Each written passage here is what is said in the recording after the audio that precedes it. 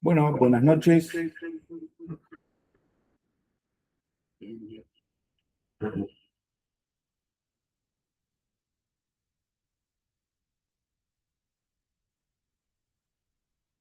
Le damos la bienvenida al Instituto de Investigaciones Históricas Don Juan Manuel de Rosas de Remedio de Escalada.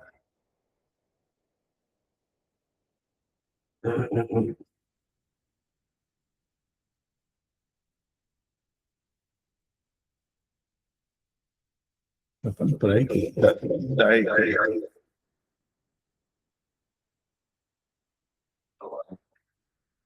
Por favor, Sergio, gracias.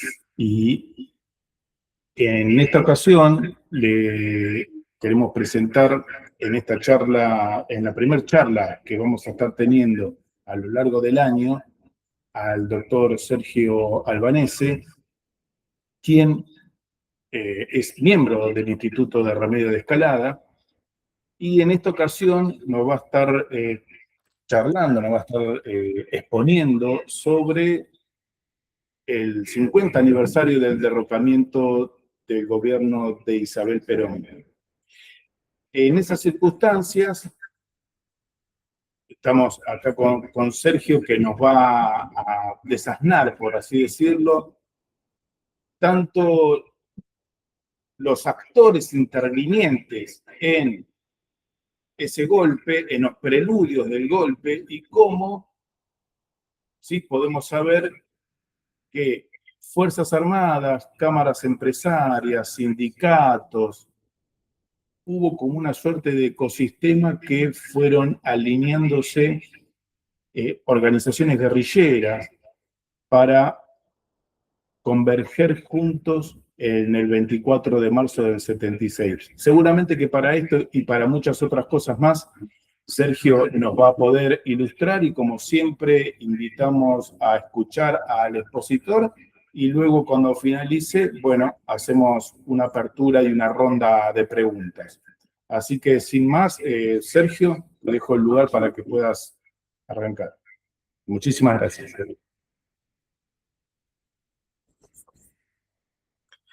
Buenas noches. Agradezco la presencia de ustedes, la presentación del licenciado Esteban Peroso, que también es miembro del Instituto Juan Manuel de Rosas de Escalada, y la presencia de los miembros que se encuentran presentes en esta charla, ¿no? Tanto presencialmente como, bueno, lo estamos haciendo a través de esta transmisión.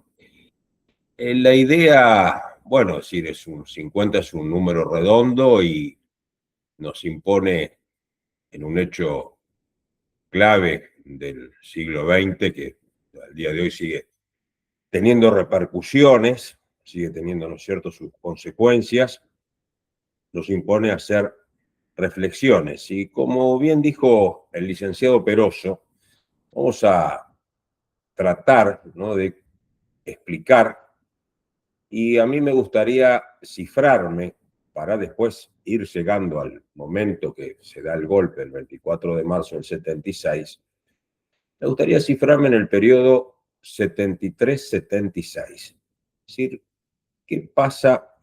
Y me voy a tomar a partir del momento del 23 de septiembre de 1973, cuando la fórmula Perón-Perón gana con nada más y nada menos que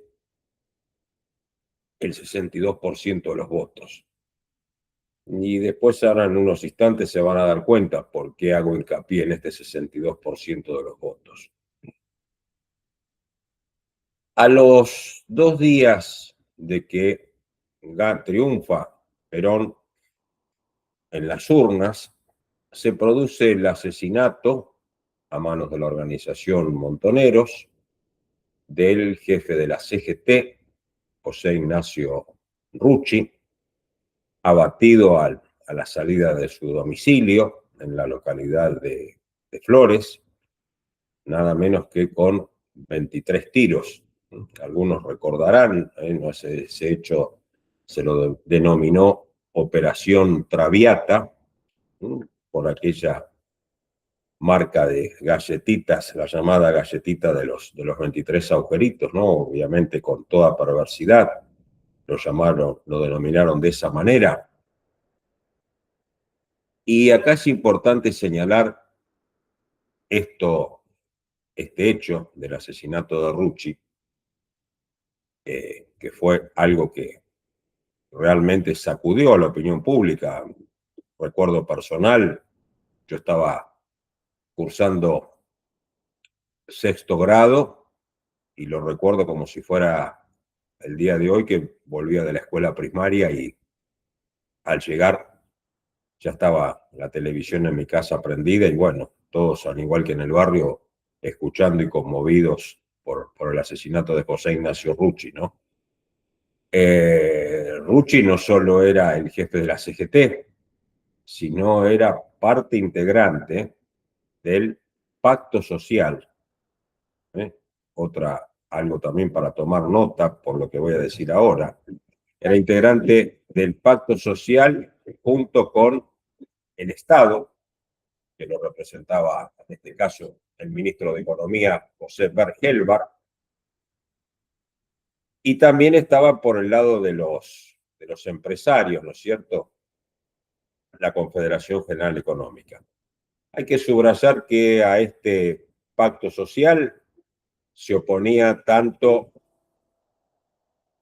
Montoneros como se oponía el sindicalismo combativo, porque según la óptica de ellos, este pacto perjudicaba a los trabajadores. Subrayo un dato, ¿no?, del pacto social, y eso se puede corroborar viendo estadísticas y demás. A los 6 meses de iniciado ese pacto social, la inflación bajó a 0. Y no fue necesario sacrificar ni puestos de trabajo, ni fue necesario resignar salarios. Bueno, después ya, es decir, la muerte primero, el asesinato de Rucci primero, posteriormente la muerte de Perón, van a conspirar en contra obviamente, de que este pacto pueda ser llevado adelante. Cabe señalar, y también para tener en cuenta, acá tengo obviamente es una fotocopia que traje, pero es el borrador, no sé, obviamente no se puede alcanzar a ver, pero dice, ¿no es cierto?, en el membrete, Confederación General del Trabajo, y es el texto, es un borrador porque está incluso, bueno, no lo van a alcanzar a ver, pero lo que están acá presentes, acá está incluso en manuscrito, aparte obviamente, ¿no es cierto?, de estar esto escrito a máquina, del mismo puño, ¿no es cierto?, los agregados y demás, del mismo puño de José Ignacio Rucci, que era el discurso que él iba a dar ese día, tengo entendido, si no me falla el registro, que iba a ser transmitido por cadena, el discurso que iba a dar Rucci ese día. Ese día Rucci, bueno, obviamente iba a celebrar el triunfo arrollador, fue plebiscitado, ¿no es cierto?, la fórmula Perón-Perón, 62% de los votos, y no lo voy a leer, por supuesto, todo, pero sí voy a hacer hincapié en algunas de las partes de ese discurso que, por ejemplo, dice textual Rucci, ¿no?, en una cápite Revolución Justicialista: ahora el fragor de las luchas ha pasado a convertirse en historia. La realidad de nuestros días es la unión, el trabajo y la paz. El fragor de las luchas ha pasado a convertirse en historia.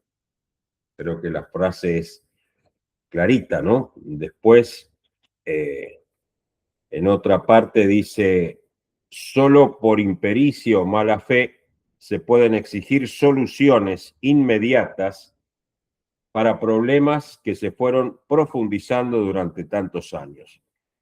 Se puede apelar a la violencia, a veces rayana en lo criminal, en un clima de amplias libertades e igualdad de posibilidades. se puede seguir albergando ambiciones y privilegios, creando condiciones injustas, burlando las leyes, impidiendo o saboteando la consolidación de un proceso que ha sido aprobado por la inmensa mayoría del país. En este aspecto, como he señalado claramente nuestro líder, el presidente Perón, los delincuentes comunes que se resisten a amalgamarse en una sociedad productora son parangonables con los delincuentes políticos y económicos, empeñados en defender un estado de cosas que no puede ya seguir en vigencia. También en este aspecto resulta tan perniciosa para la nación la acción de los grupos ultras de izquierda o de derecha que en los países hermanos contribuyen entre sí para abortar las posibilidades de una política popular. Parece que está clarito el mensaje que iba a dar Rucci y tengamos en cuenta, esto es el mensaje que él tenía preparado para dar ese 25 de septiembre. Pero para contrastar, tengamos en cuenta lo que 2 semanas antes, el 11 de septiembre del 73, unos días antes de las elecciones, Mario Firmenich, no hace falta decir quién es, ¿no es cierto? Ya todos lo conocemos, jefe de Montoneros, a la salida de una entrevista con Perón y ante una pregunta del periodista, dice: el poder político brota de la boca de un fusil. Hemos llegado hasta aquí en gran medida porque tuvimos fusiles y los usamos. Si abandonáramos las armas, retrocederíamos en las posiciones políticas. Ya hacia fin de año, 17 de diciembre del 73, Firmenich, por Montoneros, por las FARC, las Fuerzas Armadas Revolucionarias, que habían anunciado su unificación cuando Perón asume la presidencia el 12 de octubre del 73, en Córdoba, ese 17 de diciembre, dice: vamos a hacer la depuración de todos aquellos que no representan a los trabajadores. Utilizaremos las armas en la medida en que insistan con las agresiones. A este gobierno hay que defenderlo, apoyarlo y controlarlo. Para que vayamos comparando y teniendo un panorama de una postura y la otra. Vamos a entrar en el año 74, que nos viene con un regalo, entre comillas, ¿no? Es el 19 de enero, cuando se produce el ataque a la guarnición de Azul por parte del ERP, el Ejército Revolucionario del Pueblo, que buscaban obviamente, ¿no es cierto?, hacerse de armamento, la guerrilla arpiana. Ahí, obviamente, al día siguiente, en algo muy simbólico, muy emblemático, sale Perón, 20 de enero del 74, por cadena nacional, con su uniforme. Recordemos que a Perón, ¿no es cierto?, en la Revolución del 55 le había quitado el uniforme, ¿no es cierto?, el uniforme de grado, ya con el uniforme restituido, el grado restituido, el grado militar, sale por cadena nacional y no ahorra calificativos para eso, ¿no? Lo llama terrorismo, habla de terrorismo criminal, habla de una indulgencia culpable de la gobernación de la provincia de Buenos Aires, ¿no?, que estaba a cargo de Oscar Videgain. Eso va a forzar después la renuncia del doctor Videgain. Y obviamente propone Perón hacer una reforma del Código Penal para endurecer las penas. Y está esa famosa, que obviamente supongo que la mayoría recordarán, ese diálogo que él tiene con 8 diputados de la Juventud Peronista, que lo recibe en la Casa de Gobierno y que, para sorpresa de estos diputados, cuando llegan a la Casa Rosada, se encuentran con las cámaras de televisión y Perón le dice en concreto, ¿no? A ver, acá el que no está, ¿no es cierto?, no respeta la disciplina, esto así no funciona, nosotros por un voto no vamos a perder, y el que no es, ¿no es cierto?, peronista, que se saque la camiseta y dice, nosotros por un voto no vamos a hacernos ningún problema, y sabemos que esos 8 diputados, ¿no es cierto?, se retiran y obviamente no dan apoyo a las medidas represivas, es decir, a las modificaciones que proponía el gobierno al Código Penal. Y acá también es bueno para aprovechar a hacer algo, a aclarar algo, ¿no? Cuando se habla más de una vez que Perón traicionó a los montoneros, que cambió, que los usó y demás, acá ni Perón traicionó, ni cambió, ni nada por el estilo. Hay algo muy claro cuando él, previo a asumir la presidencia, en su retorno del 20 de junio del 73, al día siguiente, una vez producidos los hechos de Seiza, dice, nosotros somos lo que las 20 verdades peronistas dicen que somos. Y siempre habló de hacer una revolución en paz. Esto me parece que hay que tener, digamos, muy en cuenta para comprender, y también con este tema que yo vengo hablando al principio del pacto social. El pacto social obviamente estaba enmarcado dentro de lo que era el plan trienal y demás, para que también veamos todo aquello que estaba programado, planeado, cómo había empezado a funcionar la economía y demás, y cómo, acá en este caso estamos viendo ahora las acciones de la guerrilla, cómo se fue obturando todo ese proceso. Bien, seguimos adelante con otro hecho que obviamente es lo que yo estaba diciendo al principio, ¿no? Cuando hablaba del pacto social. Con la muerte de Arruchi y de Perón, el pacto social queda, bueno, herido de muerte. Previo a esto, a la muerte de Perón, hay otro hecho significativo después del tema del cuartel de Azul, que es todos los años, si hay jóvenes escuchando, se van a lo mejor no lo saben, pero todos los años durante los gobiernos peronistas se acostumbraba a celebrar el 1 de mayo. Y se elegía la reina del trabajo y demás. Bueno, ese día quedó obviamente en la historia como el día que Perón echó a los montoneros. Hay que tener en cuenta que los montoneros habían ido con cánticos a la plaza, como por ejemplo, qué pasa, general, que está lleno de gorilas el gobierno popular, y habían puteado, porque fue así literalmente, a su esposa, a Isabel Perón.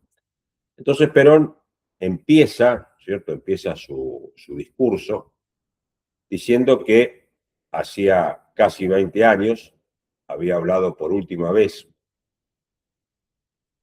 en los balcones de la Casa de Gobierno, pidiéndole a los dirigentes sindicales, como ustedes saben, Perón consideraba al movimiento obrero la columna vertebral del movimiento peronista, pidiéndole a los dirigentes sindicales que cuidaran sus organizaciones porque se avecinaban tiempos muy difíciles.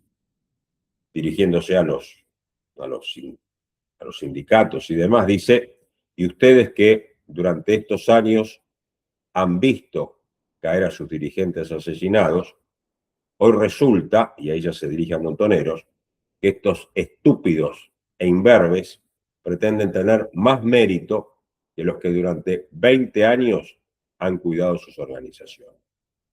Ese es un punto obviamente de quiebre, que ya después, por eso decía, a los 2 meses va a fallecer Perón, no va a tener vuelta, no va a tener vuelta atrás. Ese vínculo ahí se parte y es un ejercicio que hace Perón, hace un ejercicio, digamos, de conducción, dejando bien en claro en qué postura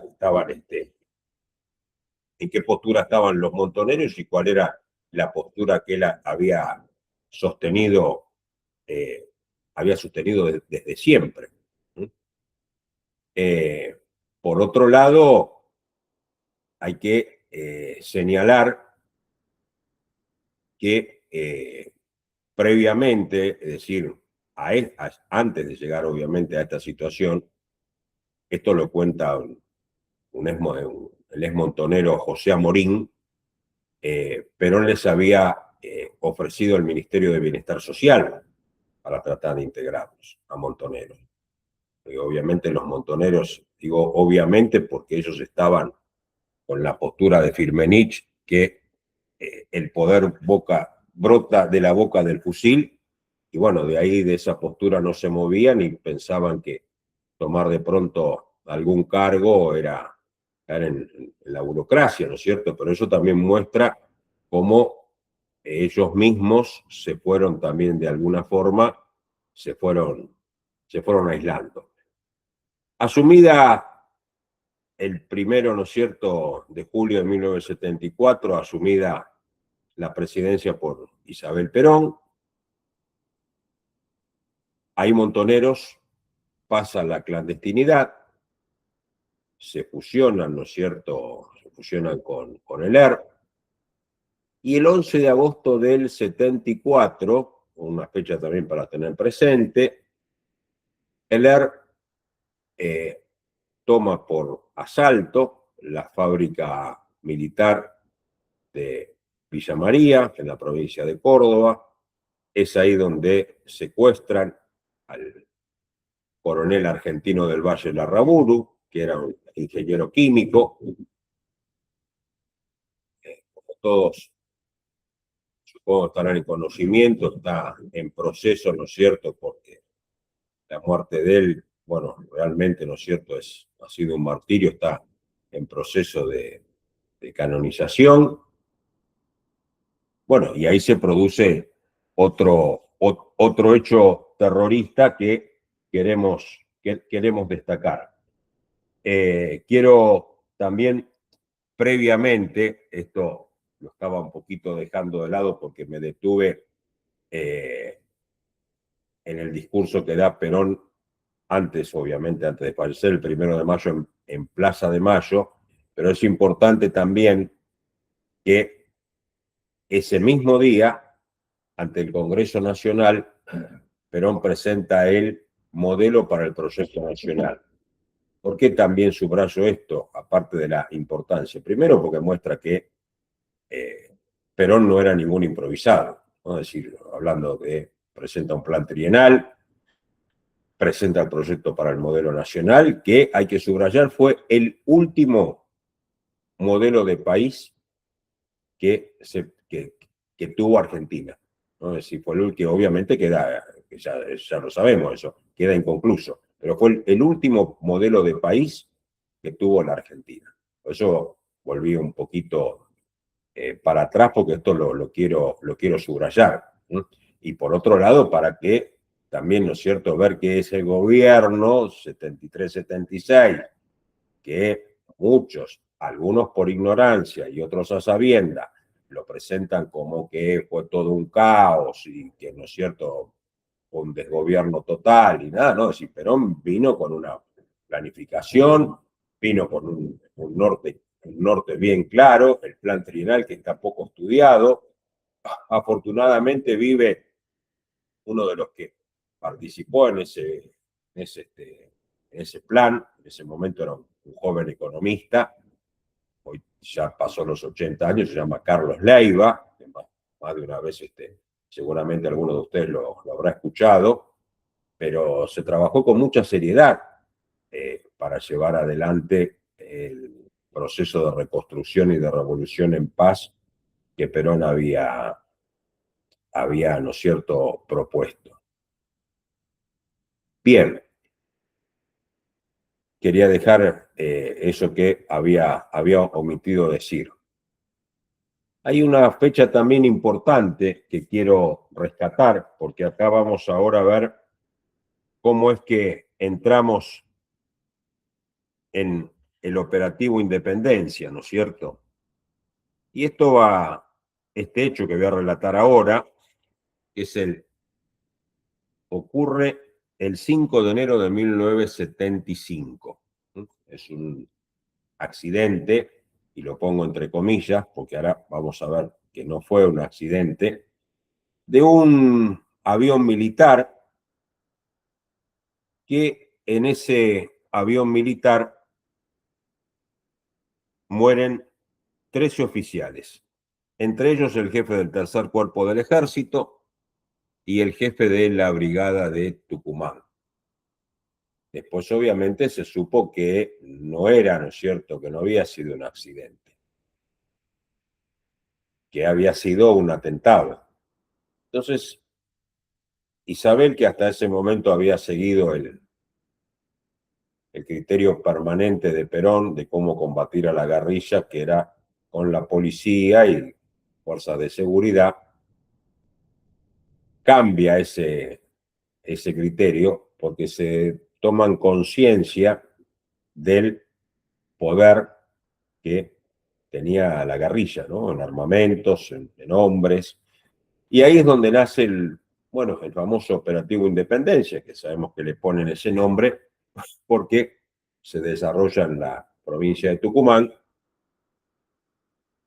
y con un decreto que se dicta el 1 de febrero del año 75, comienza el operativo contra la guerrilla, y ese decreto, vale aclararlo una vez más, porque yo me acuerdo que, ahora primero voy a hacer referencia a lo que dice el decreto, ¿no es cierto? Que habla de aniquilar el accionar de la guerrilla.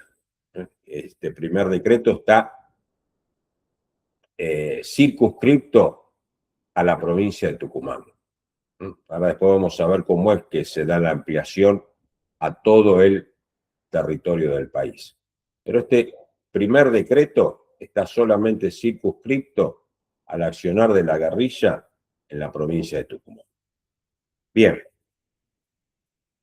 De ahí vamos a ver, no vamos a relatar todos los hechos de guerrilla y demás. Sabemos que también empieza a actuar, ya habían empezado un poquito antes, pero sabemos que también empieza a actuar una organización, ¿no?, ubicada, más bien se podría decir a la derecha, la AAA. Uno de los crímenes resonantes que produce la AAA es el asesinato de Riccieri Frondizi, rector de la Universidad de Buenos Aires, hermano del expresidente. Pero voy a ir a otro hecho importante de la guerrilla.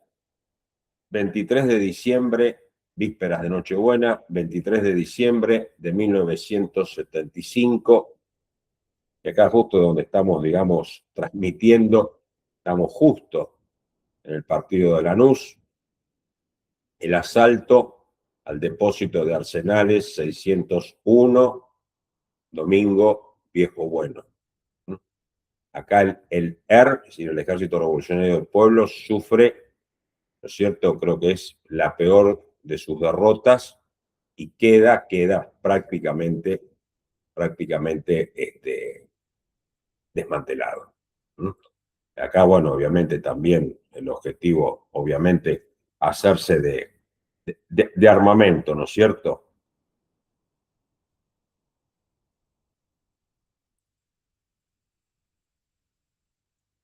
Quiero también referirme a otro hecho no menos importante. En este caso, acá un poco alteramos el orden cronológico, pero esto había sucedido apenas 2 meses y medio antes, el 5 de octubre de 1975, la llamada Operación Primicia, ¿no es cierto?, cuando el famoso ataque al cuartel de Formosa.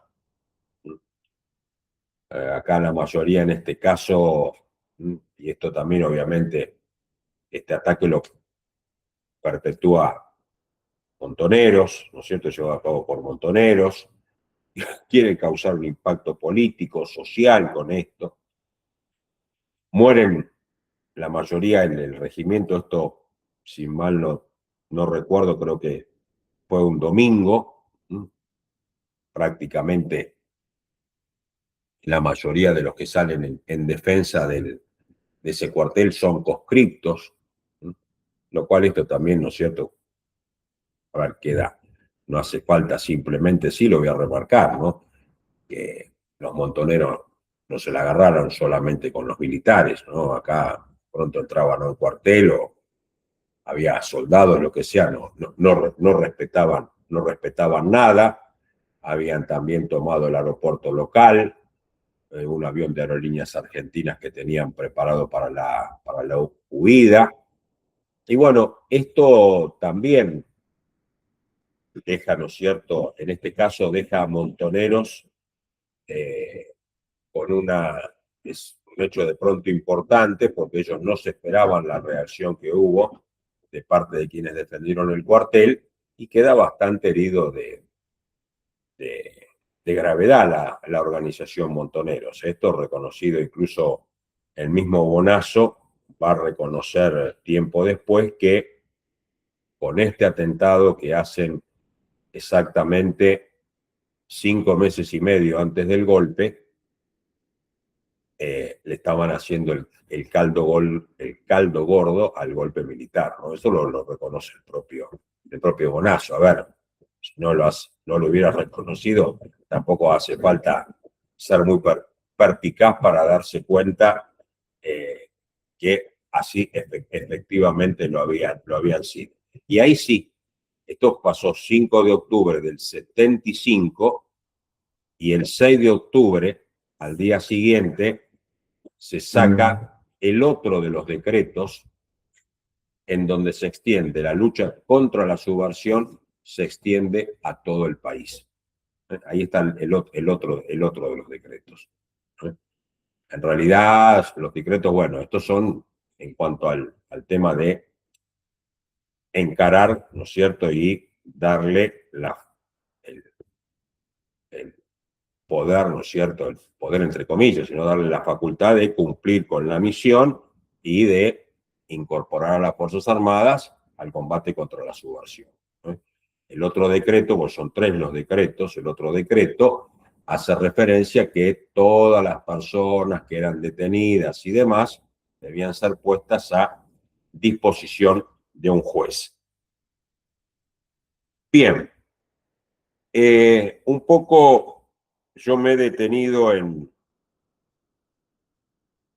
como se habrán dado cuenta, ¿no?, en el combate a la subversión y demás, porque una de las cosas que siempre se ha dicho que entre los objetivos del golpe, aparte de sanear la economía, combatir la corrupción y demás, estaba el objetivo de combatir la subversión. No hay alguien que decir, a ver, esto es algo que, y no muchos reconocen, ¿no? Porque yo la vez pasada lo hablaba con un profesor, si bien no profesor de historia, pero se asombraba cuando yo le dije que Perón había combatido a la subversión. Y la realidad es esa, la combatió a la subversión, ¿no? Por eso también un poco hice un detalle, obviamente muy sucinto, de los distintos ataques que hubo de la guerrilla, ya desde el vamos con el asesinato de Rucci hasta 3 meses antes del golpe, con el asalto al cuartel de Monte Chingolo acá en la localidad de Lanús. O sea que eso, digamos, queda claro, y también por otro lado queda claro que cuando los militares llegan al gobierno, la subversión prácticamente estaba derrotada. Esa es la realidad histórica, es esa, ¿no? El mismo general, yo no sé si ustedes se acuerdan, pero había sido ministro de Planeamiento de Videla y no murió hace muchos años, hace menos de 10 años.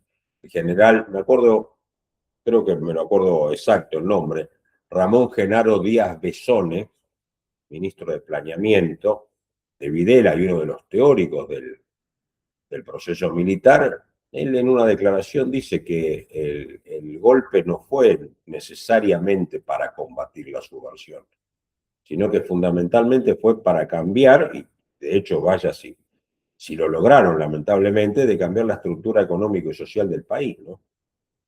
Y digo vaya si lo lograron porque, bueno, en el campo económico teníamos una deuda externa que no llegaba a los 6.000 millones de dólares, y cuando termina el gobierno militar aumenta en un 700,5% la deuda externa, es decir, es llevada a 44.000 millones de dólares, 45.000 millones de dólares, ¿no es cierto? A ver, yo les decía recién, entre los hechos, porque también, ¿no?, nos quedamos en la parte a veces del análisis de la guerra contra la subversión y demás, y no vemos, por ejemplo, porque, bueno, obviamente la situación se fue dando de una forma vertiginosa en las distintas situaciones que se daban que llevaron al golpe, pero, por ejemplo, en los primeros meses, tengo entendido, si mal no recuerdo, que enero del 76, hay un buque oceanográfico británico llamado Shackleton, ¿no es cierto? Y eso quedó en la historia como la misión Shackleton, estaba, bueno, obviamente navegando las aguas de Malvinas con la cuestión de investigar, bueno, las riquezas económicas y demás, ¿no? Que eso motivó que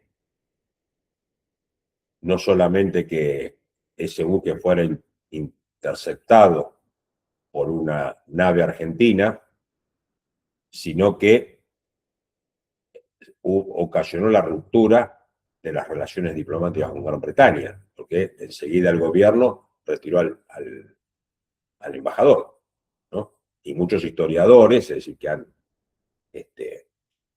profundizado más en el tema, dicen que ese fue un antecedente directo de la escalada que después se va a producir para desembocar en el intento de recuperación. Bueno, fue un intento que obviamente, ¿no es cierto?, se llevó a cabo, de recuperar las Islas Malvinas. Lamentablemente, bueno, después fuimos derrotados. Pero esto es un hecho también de soberanía que marcó el gobierno, en este caso de Isabel Perón, muy importante y muy olvidado. Yo tuve la posibilidad de llegar a conocimiento gracias a un profesor de geopolítica que tuve en la universidad en segundo año cuando cursábamos Derecho Internacional Público.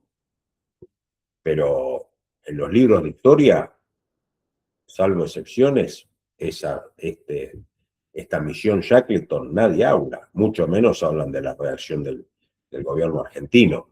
Bueno, otro hecho también del gobierno de Isabel positivo, la nacionalización de los hidrocarburos, para que todo el comercio, ¿no es cierto?, el combustible líquido quedara en manos de YPF, en ese momento, empresa perteneciente al Estado.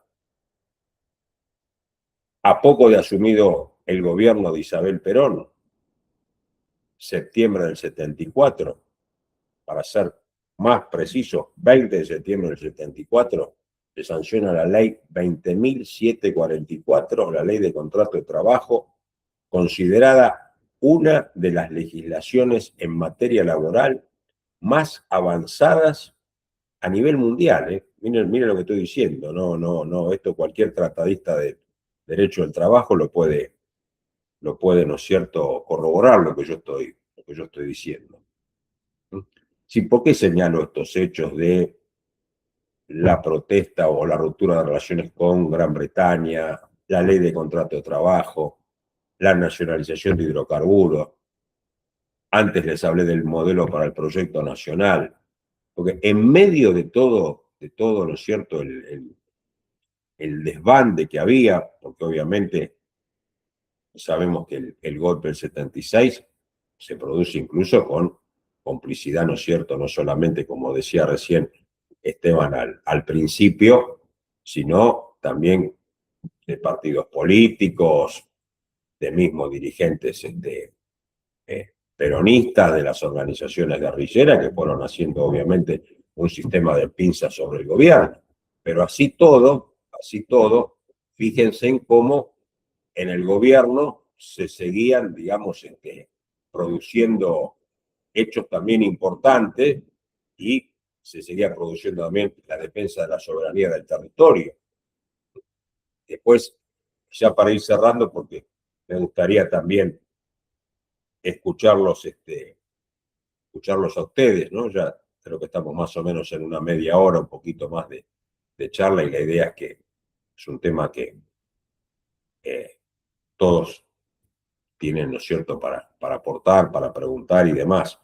Pero algo que me parece muy importante para destacar es que la presidenta Isabel, María Estela Martínez de Perón, pese a las presiones que recibió desde las Fuerzas Armadas, algunos dirigentes peronistas, de partidos políticos, bueno, desde todos lados tuvo la firme decisión de no renunciar, ¿no? Es decir, hasta le habían propuesto el tema de que si renunciaba, tranquilamente se podía ir del país, acá no ha pasado nada.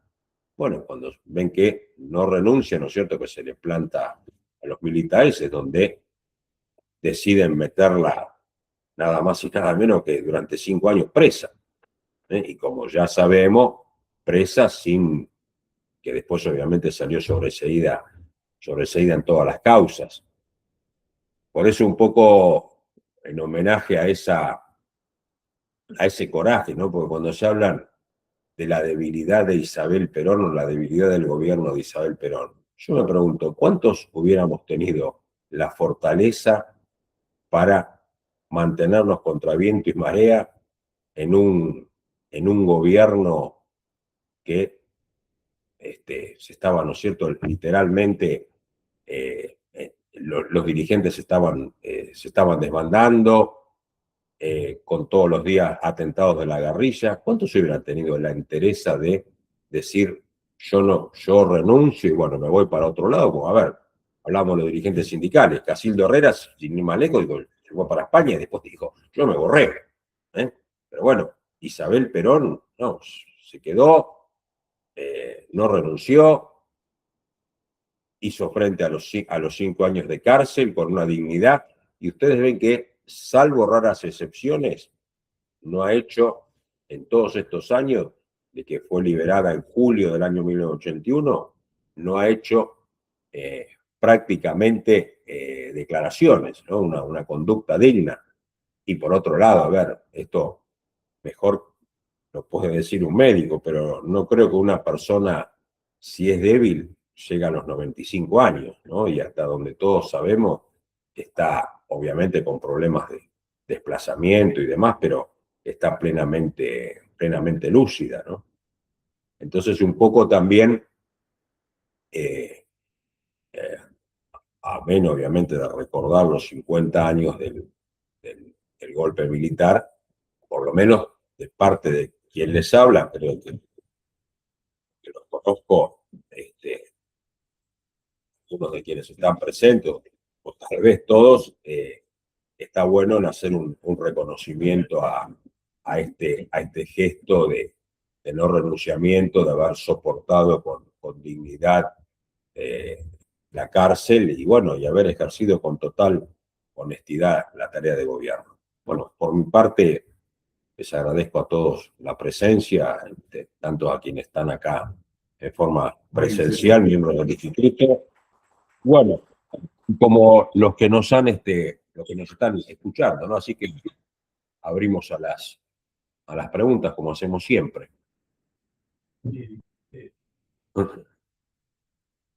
Te pregunto lo siguiente, o bueno, o cuál sería tu hipótesis en el sentido de esta suerte de leyenda negra con respecto a todo este gobierno de Isabel a lo largo de estos 50 años. Y bueno, yo creo a ver, la pregunta creo haber entendido bien, ¿no? ¿Cuál sería mi hipótesis, o sea, mi interpretación acerca de por qué hay esta leyenda negra, ¿no? Sobre todo, bueno, siempre reverdece, ¿no? Sí, A medida que nos acercamos a las fechas, de la misma manera que ha pasado o que va a pasar nuevamente con el 2 de abril, ¿no? Esta suerte de leyenda negra en donde, bueno, es un poco lo que vos mencionabas. Isabel incapaz, Isabel esto, lo otro, bueno, eh, obviamente la guerrilla, bueno, el desgobierno, el descontrol, en fin, todas estas cuestiones que hicieron a lo largo de estos 50 años sin que ella, o como ella optó por el silencio, bueno, sí, yo lo veo cifrado, obviamente, bueno, que sabemos que en política se manejan intereses y obviamente cuando esos intereses que, digamos, o esos objetivos que tenía el gobierno de Perón contrastaban, ya sea con los objetivos de pronto que tenía la guerrilla, que era seguir tomando, ¿no es cierto?, que pensaban que la única forma de ejercer el gobierno era sentado sobre los fusiles, ¿no es cierto? El poder brota de la boca del fusil y, bueno, las Fuerzas Armadas que estaban, los cuadros, la mayoría formados en el liberalismo, de hecho, ponen al frente del Ministerio de Economía a una persona que no era un desconocido, ni para la sociedad, ¿no es cierto?, rural, ni decir, para los grupos de poder no era un desconocido, se sabía qué intereses representaba, como el caso del ministro Martínez de Oz, y obviamente no, estos sectores de la sociedad no habían digerido, me refiero a los que ponen a Martínez de Oz y demás, el proceso que había hecho de incorporación de la clase trabajadora bueno, a la vida política del país y a poder tener un mejor nivel de vida, ¿no? Es decir, hubo sectores que nunca perdonaron eso, ¿no? No hay que olvidarse, y mismo también, obviamente, el papel que juega Estados Unidos. No hay que olvidarse que a los 3 días que a los 3 días de ocurrido el golpe, la Junta Militar designa como presidente a Videla e inmediatamente reciben el beneplácito. En ese momento gobernaba Gerald Ford, reciben el beneplácito de Estados Unidos. Y bueno, a ver, digamos, la actuación de lo que Perón llamó la sinarquía, los factores de poder que jugaban, y bueno, acá se ve a pleno. No hay que olvidarse que Winston Churchill dice, después de la Segunda Guerra Mundial, esto lo dice en el 55, obviamente, ¿no? Churchill, ya en el 74 había fallecido, pero dice, después de la Segunda Guerra Mundial, el hecho más importante es la caída de Perón. Y ya que hablábamos de Malvinas, Margaret Thatcher, plena década del 80, dice, la culpa de que los argentinos sigan insistiendo con las Malvinas la tiene Perón, que les metió en la cabeza de que son argentinas. Palabras más, palabras menos, ¿no? Pero Margaret Thatcher dice esas palabras referidas a Perón, ¿no? La culpa de que los argentinos sigan insistiendo con Malvinas la tiene Perón. Yo lo explico por ese lado, ¿no? Entonces, cuando se vio una política como la que estaba llevando adelante Perón, que la continúa Isabel y demás, y bueno, lo mejor es olvidarlo, ¿no? Es decir, y mucho más por eso digo, cuando no se tienen esos intereses, ¿no? Yo creo, sí. ¿no? Perdóname, Sergio. Sí. Yo creo que la leyenda negra, Esteban, la sostiene, la difunde todos los elementos que hacen al acervo cultural. Y de esos elementos, el periodismo o los medios de comunicación ocupan un lugar preponderante. Jamás desde los medios de comunicación, jamás desde la formación de una idea nacional, uno puede creer que va a ser posible, ya que esos medios están copados. Claro, el tema, cuando uno comienza, ¿no es cierto?, a introducirse, ve que se amplía hasta el infinito. Alguna vez hemos hablado de Gramsci, y la vigencia de las ideas de Gramsci en Sudamérica, en la Argentina, han sido evidentemente exitosas. Han logrado la izquierda política, la izquierda militar, la izquierda intelectual, ha logrado colarse en cuanto resquicio existiera. Y esa izquierda que siempre tuvo en Perón y en el peronismo al gran enemigo, va a insistir con esa leyenda negra, porque esa izquierda es la que aún sigue. Los militares cometen un tremendo error cuando dan el golpe de Estado. Probablemente muchos no cometen ningún error, sino porque lo dan sabiendas. Y otros, sin saber las consecuencias que iba a traer, los llevan adelante. ¿Por qué digo sin saber las consecuencias que les iba a traer? Todavía hoy se están muriendo en la cárcel. Hoy todavía hay alguno que queda vivo del golpe de Estado del 76 que, contradiciendo los principios más elementales del derecho, se están muriendo con 40 años de estar presos, incomunicados. De no haber dado ese golpe de Estado, seguramente esto no les hubiera ocurrido. Ese golpe de Estado, en buena medida, fue, me parece, ¿no?, alentado por los sectores liberales, por los sectores sinárquicos, pero fundamentalmente, ¿no es cierto?, fue alentado porque el sector, la fracción de antiperonistas gorilas que aún permanecían en el ejército, que no eran tantos como el 55. Algunas modificaciones dentro de las Fuerzas Armadas, a mi criterio, se habían producido. Es más, yo creo que el golpe de Estado del 55 se dio en un momento histórico diferente, con una metodología diferente, que al golpe de Estado del 76. En el golpe de Estado del 76, la Argentina estaba enfrentando una guerra internacional. Y una guerra donde el enemigo había tenido algunos éxitos realmente asombrosos. Desde los medios de comunicación, desde los medios educativos, se había infiltrado de tal forma que era necesario erradicarla, y quizás algunos militares pensaron que desde el ámbito civil no iba a ser posible. Se equivocaron. Yo con esto no estoy haciendo la apología del golpe de Estado, Dios me libre.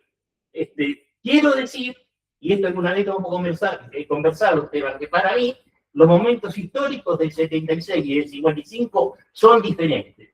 Incluso la mentalidad de los militares, de algunos militares del 55 y algunos militares del 76, varía porque ese odio tan violento hacia el peronismo, ¿no?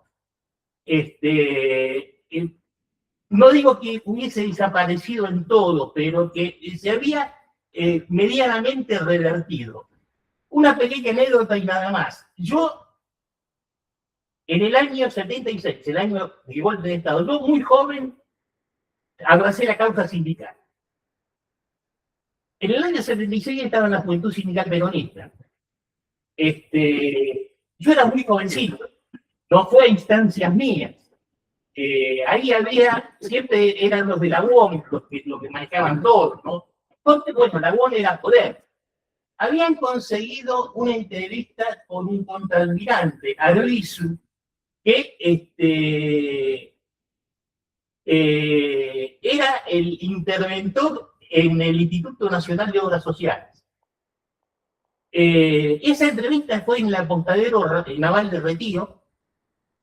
Fuimos, los miembros de la Juventud Sindical Peronista, de acá, digamos, de Buenos Aires, ¿no? Porque estaba expandida en todo el país la Juventud Sindical. Nos atendió muy bien, con un asado y qué sé yo, y en un momento de alocución nos dijo, muchachos, tengan cuidado de una cosa, que no nos confundan con que son comunistas. Tengan cuidado si hay problemas en las fábricas.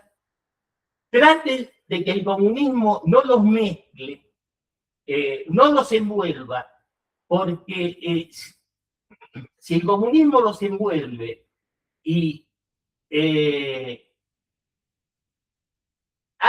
se está levantando gente por izquierda, así de frente, lo digo. Pero el problema es con los comunistas. El problema es con los comunistas, con los activistas del comunismo. Traten de no pasar por comunistas, porque si pasan como comunistas y los chupan, no me invoquen a mí porque nadie va a poder hacer nada. Esto me lo dijo, no sé si almirante, sé que era el interventor de las ENINOS, Instituto Nacional de Obras Sociales. Quiero decir con esto, ¿no? Que en realidad me parece que, yo no sé si fue uniforme el sentimiento en todos los militares para el golpe de Estado. Si uno lo escucha el coronel Seyneldín, sabe que tuvo incluso algunos problemas disciplinarios porque él estaba en contra. No creo, por ejemplo, tampoco que Aldo Rico hubiera sido un adherente a ese golpe de Estado. Claro, pero, perdón, ¿no? Pero tengamos en cuenta que ellos estaban en grados inferiores, claro, y no tenían la capacidad de decisión. Vilas tampoco creo que ya había sido desplazado. Claro, no tenían por eso digo, no tenían la capacidad de decisión. No tenían capacidad de decisión, no, es verdad, pero demuestra el sentimiento de algún sector de las Fuerzas Armadas, aún siendo oficiales subalternos. Igualmente también yo creo que hay que tener en cuenta, por ejemplo, cuando a veces decimos, ¿no?, el tema de que no había un antiperonismo. Yo siempre recuerdo que en el libro Disposición Final del periodista Seferino Reato, que es el que le hace la entrevista a Videla, lo va a ver a la cárcel, y bueno, le pregunta el por qué, porque obviamente después, ¿no es cierto?, cuando quedó claro que Isabel Perón había sido sobreseída en todas las causas, le pregunta por qué la habían metido presa Isabel Perón. Y Videla responde, y portaba el apellido Perón, no podía estar suelta, por lo que podía representar, ¿no? Y no olvidemos, ¿no es cierto?, decir las vejaciones que Isabel Perón sufre en la prisión, ¿no? Es decir, esto a mí si yo lo tengo contado, digamos, de primera mano por el abogado de ella, la pelaban a la papa, habían hecho correr la versión de que había quedado embarazada por un oficial de ahí de la Guardia, que para aquella época, ¿no es cierto?, eso era todo, ¿no es cierto?, un estigma. Le hacían pagar la comida en la Quinta de San Vicente de su propio pecunio. Había la armada que la encarnaba el almirante Macera, tradicionalmente siempre fue antiperonista. Hay varios elementos, ¿no es cierto?, que no hacen ver precisamente que hayan tenido una aquiescencia con el peronismo, ¿no? Agrego un dato que daba José, que el Partido Comunista apoyó a Isabel. El Partido Comunista apoyó a Videla. El Partido Comunista, es decir, apoya a Videla, pero hay que hacer la distinción con el Partido Comunista Revolucionario. Sí. Que los soviéticos apoyaron a Videla. Claro, por eso. Por ejemplo, Y los cubanos. ¿no? hay que hacer la salvedad de que el Partido Comunista era determinado y no hacer la salvedad que el ejército, no todo era. Claro, Esa salvedad pero que se hace en el comunismo no se hace esa misma salvedad cuando se habla de las fuerzas. claro, y de porque, los que claro, derrotaron. a ver, lo que sucede que ya habían, ¿no es cierto? Los golpes ya habían dado en el 55, habían dado en el 76, y tanto en el 55 como en el 76, es decir, las Fuerzas Armadas, que haya, por eso digo, integrantes, como el caso de Rico, Zaineldin, pero no estaban en las cúpulas de decisión, quienes tenían la facultad de decidir, y terminaron derrocando gobiernos peronistas. Es decir, la realidad nos muestra eso. Pero se equivocaron Después, el miércoles, ¿eh? porque se están muriendo ahora, se están muriendo Claro, pero, sin o con juicios, claro. violando todo principio. Vos sos abogado y lo sabés bien, violando todo principio del derecho, los han sometido al escarnio de morirse de viejos, lejos de la familia. Mirá qué bien les vino dar ese golpe de Estado. Y bueno, solo que no. lo juzgaron, lo volvieron a juzgar por la misma causa, cosa que a mí me Las parece barbaridades que jurídicas. Perdón. No, pero está bueno, ¿no? Presidente. Esto está abierto. No sé si Sí, quienes hay alguno más quienes están escuchando, ¿no es cierto? Por decir, del otro lado, quieren hacer a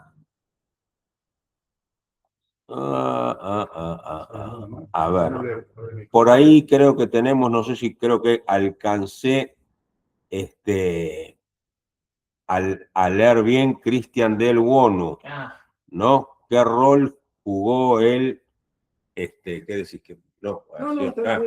¿Qué rol jugó? Creo haber alcanzado a leer bien, ¿no? Porque ahora no me puse los anteojos, pero dice, ¿qué rol jugó él? Se puede ver acá la pregunta porque yo recién enseguida se cortó. Y se cortó rápido.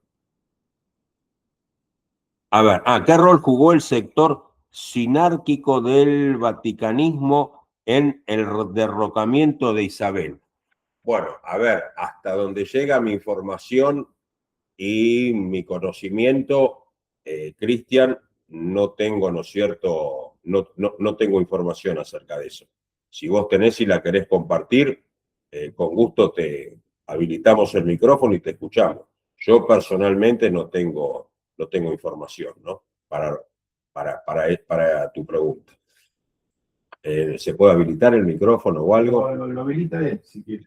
Bueno, por eso digo, no sé si me supongo que sí, que me estás escuchando, pero no tengo información acerca de eso. Honestamente no tengo información. No sé si hay alguna... A ver. No, él tampoco tiene. Bueno, no. Habría que indagar ahí. Claro, bueno, queda como se decía, ¿no es cierto?, antiguamente, porque ahora no todos dan tarea, será tarea quedará tarea para el hogar. No sé si alguien más quiere preguntar o hacer alguna intervención. Y si no, te cedo a vos Cerramos, tranquilo, y yo lo apago. La palabra. Bueno, simplemente entonces, si no hay ninguna otra pregunta o algo, ¿tenemos para anunciar fecha del próximo encuentro o por el momento no? El último viernes de abril va a estar Jorge Flores comentando y presentando también su libro en referencia a Malvinas. O sea, estamos hablando el último jueves de abril.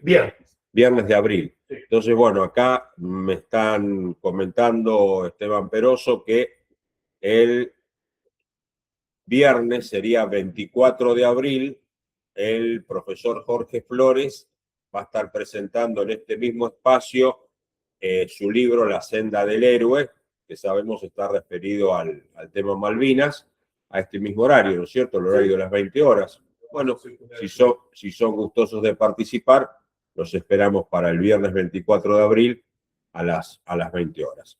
Muchas gracias por la presencia de todos ustedes. Buenas noches.